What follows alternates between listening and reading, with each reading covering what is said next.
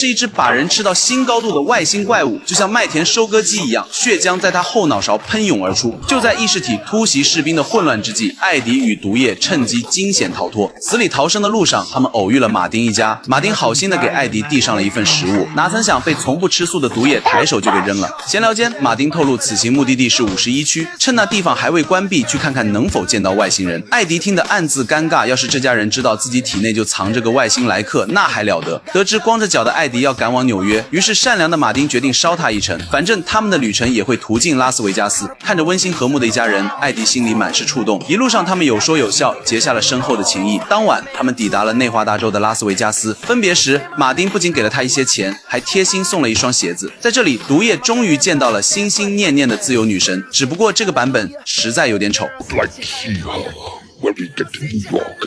很明显，艾迪兜里这点钱根本不够去纽约看真的自由女神。既然到了赌城，不如去赌场碰碰运气，正好身体里还有毒液这个外挂，说不定真能单车变摩托。两人信心满满走进赌场，结果下一秒就被保安赶了出来，理由是穿着寒酸，不符合赌场规定。He's not wrong. Look at you. Don't push it. All right, buddy. Want a hand? 毒液气不过，直接发动铁头功把他撞晕。就在艾迪一筹莫展时，毒液盯上了一个在路边随地小便的西装男。他们悄悄走到男人身后，一巴掌直接把人扇晕。随后，艾迪将他拖到角落，等他再出来时，直接喜提一套豪华皮肤，帅到连毒液都忍不住赞叹。Yeah, baby. You could get voted people's sexiest man of the year. 汤老师本人确实在2012年拿下全球100大性感男星奖，只能说是实至名归了。就这样，艾迪成功进入赌场。第一次进赌场，毒液兴奋到不行，直接操控艾迪扑到游戏机前，把所有现金都投了进去。他在艾迪身体里面玩得不亦乐乎，完全不管艾迪被当成傻子看待。结果2分钟过后，两人输了个精光。看来赌博碰不得，就算是外星人来了也顶不住。毒液气得当场就要砸机器，身后却突然传来熟悉的尖叫。艾迪回头一看，直接愣住，这不正是老熟人陈太太吗？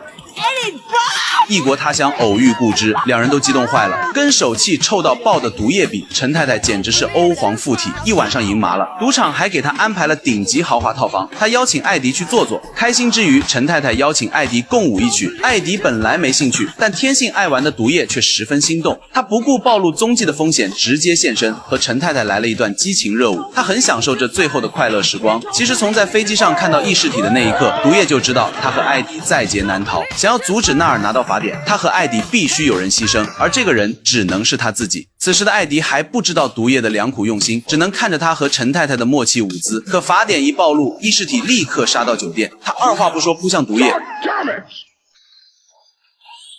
毒液惊慌失措，赶紧解除了完整形态。他让陈太太保持冷静，只要异世体感应不到法典，就会像瞎子一样找不到目标。一番搜寻无果后，异世体发出一声不甘的嘶吼，便离开了酒店。可他刚走，军方小队就接踵而至，他们不给两人反应的机会，一阵声波攻击，直接把毒液从艾迪体内逼出，当场抓捕。艾迪也被一针放倒，不省人事。特战队员带着两人凯旋，却没发现异世体早已悄悄盯上他们。这个老六纵身一跃，便跳上了飞机，在肛门关闭前的最后一秒，跟着一起钻进了51区地下基地。与此同时，马丁一家也来到了51区外围。不怕死的一家人不顾警示，翻过铁丝网，爬到瞭望台上，希望能看到外星人的蛛丝马迹。另一边，醒来的艾迪感到无比失落，毒液已经不在他体内了。就在他绝望之际，一个熟悉的声音传来，竟然是原本已经死去的探长。艾迪难以置信，原来是佩恩博士利用另一个名叫毒素的共生体将他救了回来。毒素提醒艾迪一定要保护好法典，绝不能落入纳尔手里，必要时基地里的共生体大军会拼死保护他们。可话音刚落，黑哥就带着士兵冲了进来。他对待艾迪的态度冰冷而决绝。原来黑哥已经得知异世体在寻找法典，他亲眼见识过异世体的凶残，为了永绝后患，决定直接杀死艾迪，销毁法典。不顾众人阻拦，黑哥一枪射向艾迪的胸口。千钧一发之际，萨迪突然化身毒液，再次把艾迪从鬼门关拉了回来。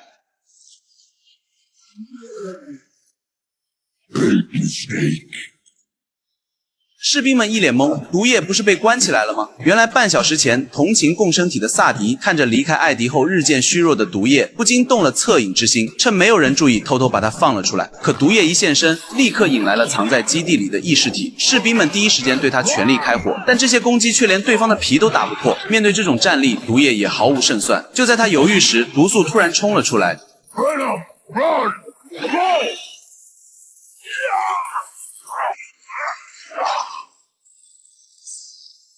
嘴上喊着跑路，可毒液这2下子分分钟就被按在地上摩擦。他让博士立刻释放所有被关押的共生体，否则所有人都得死在这里。拼尽全力，毒液艰难地窜了出来，然后赶紧缩进艾迪的身体里，这让再次失去目标的意识体彻底狂暴，化身粉碎机疯狂屠杀士兵。